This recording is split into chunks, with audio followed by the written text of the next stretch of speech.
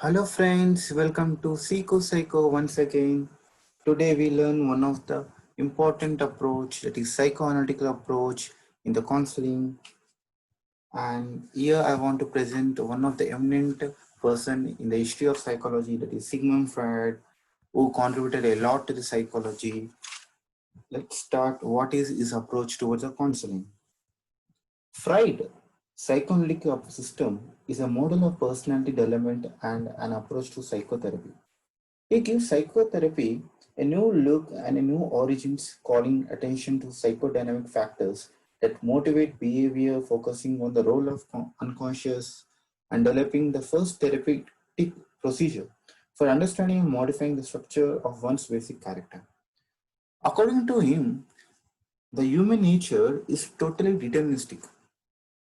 So, our behavior is determined by irrational forces, unconscious motivation, and biological and instinctual drives as these evolve through key psychosexual stages in the first years of life. The source of all this energy is libido. Actually, libido refers to sexual energy, but later is broadened to include all the energies which are life instincts. These instincts serve the purpose of the survival of the individual and the human race. They are oriented towards growth, development, and creativity. Here, one should understand that libido is a source of motivation that encompasses sexual energy but goes beyond it. Freud includes how pleasurable acts in his concept of the life instincts. He sees the goal of much of life as gaining pleasure and avoiding pain. And also he mentioned about the death instinct, which includes most of the term called aggression, a drive which is very dangerous. Here there are various types of aggression like instrumental aggression, inward aggression and outward aggression. Outward aggression is like hurting someone verbally or non-verbally, whereas inward aggression leads to some sort of suicidal tendency, depression and other psychotic disorders. The death instinct is a aggressive drive where we are making a choice to reduce the death instinct and increase the life instincts by training, by counseling, and by providing sufficient education. Here it is, Freud iceberg model, which is very important model in the history of psychology, uh, which tells about the human personality and human way of conscious level. If you observe the iceberg theory clearly, you'll find three types of mind: conscious mind, subconscious mind, and unconscious mind. Unconscious mind is above the sea. You can see the iceberg which is floating above the sea level, which consists only 10 to 20% of the iceberg. Whereas below the iceberg, you will find subconscious mind and unconscious mind, which consists of 80 to 90%. The conscious mind is nothing but where you are aware about what you're doing. All the activities which you are doing with certain lumps of awareness, like watching TV, reading books, skating, or teaching, or any other activities, they are conscious. They are including conscious level, where you will provide, where you put some focus, concentration, and awareness. Whereas below that, you will find subconscious mind. It is also called pre-conscious mind. It is a gateway between the conscious mind and the unconscious mind. Subconscious mind plays a key role in uh, in building belief systems and acquiring certain skills and registering our experience, life experiences, and learning from it. The best example subconscious mind is to when you're small, when you're like a tiny, when you're child, you used to learn how to ride a cycle. When you become younger, you used to learn how to type the letters in the laptop or in a typewriter. Even though you learn once, there is no need to learn once again in your lifetime. So these skills, they get into subconscious mind, and the belief system which you gathered, which you pick up from the society, teachers, and parents. This all gets into subconscious mind. And also dreams also, they are between the subconscious mind, and hypnosis also, they are in between the subconscious mind only. It is also called floating mind. Below that, you will find a buried mind, which is called unconscious mind, which plays a key role in the psychoanalytical approaches.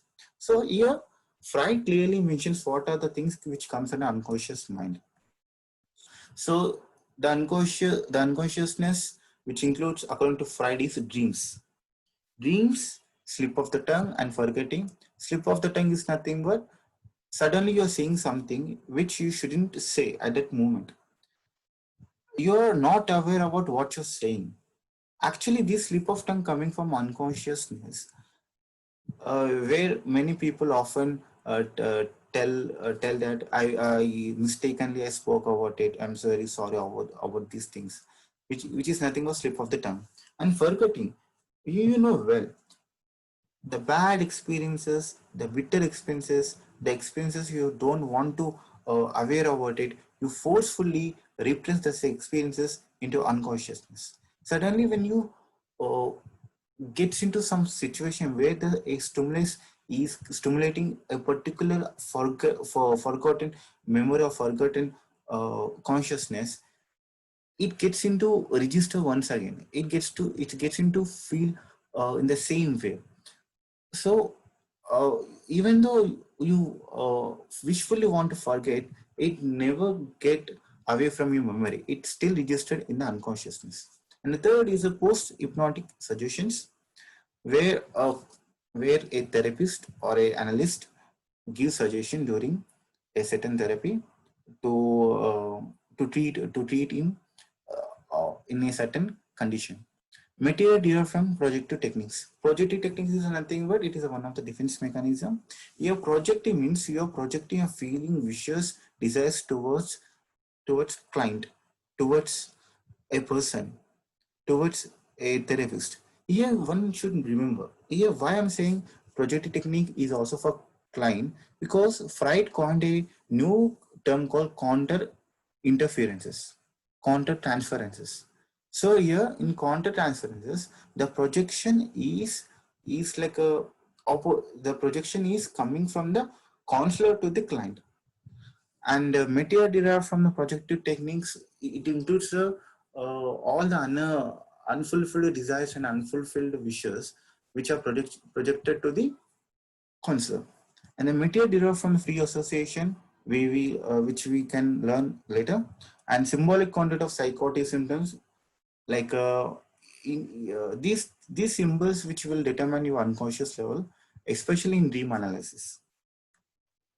So here you can observe the photo where you will find how you add one of these common dreams, like a flying naked in public, losing a tooth, failing a test, being chased, or falling. This each situation, this each uh, particular scene will determine that particular way of unconsciousness. So, for suppose something is chasing you, something is being chased. So the main core of your unconscious level is you're afraid of your examination, or you're afraid of something which is assigned to you.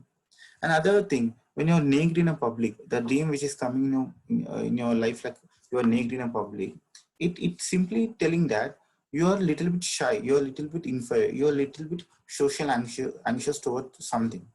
So these things will register into unconsciousness, and it will release in the form of dreams. Basically, anxiety. Anxiety is anxious towards something, or apprehensions you have. But according to Freud, anxiety is a feeling of dread that results from repressed feelings, memories, desires, and experiences that emerge to the surface of awareness. It develops out of a conflict among the ego, superego over control of the available psychiatric energy. For example, you know well, ego which always gets into reality, whereas it is always pleasure principle, and superego is like a moral code. When there is a conflict between it and ego, there will be neurotic anxiety. When there is a conflict between the superego and ego, there will be moral anxiety. So So the basic personality structure is deviated by the conflicts between the id, ego, and superego. So neurotic and moral anxieties are evoked by threats to the balance of power within the person. And neurotic anxiety is a fear of that the instinct will get out of hand and cause one to do something for which one will be punished. Whereas moral anxiety is a fear of one's own conscience. People with a well-developed conscience tend to feel guilt when they do something contrary to the moral code. When the ego cannot control anxiety by rational and direct methods, it relies on indirect ones that is called ego defense fear. I'm going to explain in another video. And from among three, reality anxiety is a very common anxiety. It is a fear of danger or threat. In the present situation, most of the people have reality anxiety towards a pandemic called COVID virus. Let's start to how the therapy starts, how it process. So the major goal of therapy, you take any therapy to increase the adaptive behavior, but specifically the psychoanalytical therapeutic goals are to make unconscious to conscious, to strengthen ego, so behavior is on reality based rather than instinctual cravings or irrational guilt. And also psychoanalytical therapy is oriented towards achieving insight, but not just an intellectual understanding. It is essential that the feelings and memories associated with the self-understanding be experienced. It's not just giving therapy means like just giving a hand or like a shoulder to a person, shoulder to a client. It's basically improving the insight within the person. What is the role? What is the role of therapist and his function? The role of a therapist is to help clients acquire the freedom to love, work, and play. The empathic attunement to the client facilitates the analyst apprehensions and appreciation of the client's intrapsychic world. And most of the psychodynamic approach psychologists, they use black screen approach, which is simply called transference. Here, they engage in a very little self-disclosure and maintain a sense of neutrality to foster the transference relationship, in which the client will make projections onto them. This transference relationship, which is a cornerstone of psychoanalysis, refers to the transfer of feelings originally experienced in an early relationship to other important people in a person's present environment. And also, if therapists say little about themselves and really share their personal reactions, the exception is that whatever the client feels towards them will largely be the product of feeling associated with other significant figures from the past. So that's why the transference is called grist for the mill. It is very essential for the therapeutic work. And also, other central function of analysis is to help clients to acquire the freedom to learn, to achieve self-awareness, honesty, and a more effective personal relationships in dealing with anxiety in a realistic way and gaining control over impulsive and irrational behavior. These are the main functions of a therapist during the psychoanalytic therapy. So what is the relationship between the therapist and client? It is actually the relationship between the therapist and client is manifested through transfer, where the client's unconscious shifting to the analyst of feelings and fantasies that are reactions to significant others in the client's past. It is unconscious repetition of past in the present. So that's how the relationship is built between the client and the therapist. So transference is a client's unconscious shifting to the analyst of feelings and fantasies. Here, transfer involves like unconscious repetition of past in the present. So it is like it reflects the deep patterning of old experiences in relationships as they emerge in the current life. And if the therapy is to produce change, the transference relationship must be worked through. The work through process consists of a repetitive and elaborate explorations of unconscious material and defenses, and most of which originated in early childhood only. So if you see the therapeutic techniques and procedure, it's very simple to conduct a psychoanalytic approach, but it takes lots of time. It takes a more time than the behavioristic approach. So the therapy is geared more to limited objective than to restructuring one's personality and the therapist is less likely to use the coach, and there are fewer sessions in each week, and there is a more frequent use of supportive interventions and such as reassurance, expressions of empathy and support and suggestions. And here we are giving more emphasis on the ear and now relationship between the therapist and client. And there is a more latitude for therapist self-disclosure without polluting the transference. And there is a focus on mutual transference and counter-transference enactment also. Here, mostly the mostly the technique of psychoanalytical therapy are aimed to increase awareness, fostering insights into the client's behavior, and understanding the meaning of the symptoms. The therapy proceeds from the client's talk to catharsis, which is nothing but releasing or expressing of emotion, and to insight to working through unconscious material. And this work is done to attain the goals of intellectual and emotional understanding and re-educating, which is where the person can change his behavior and attitude towards certain thing. And there is a basic technique in psychoanalytic therapy, like maintaining the analytic framework, free association, interpretation, dream analysis, analysis of resistance, and analysis of transference.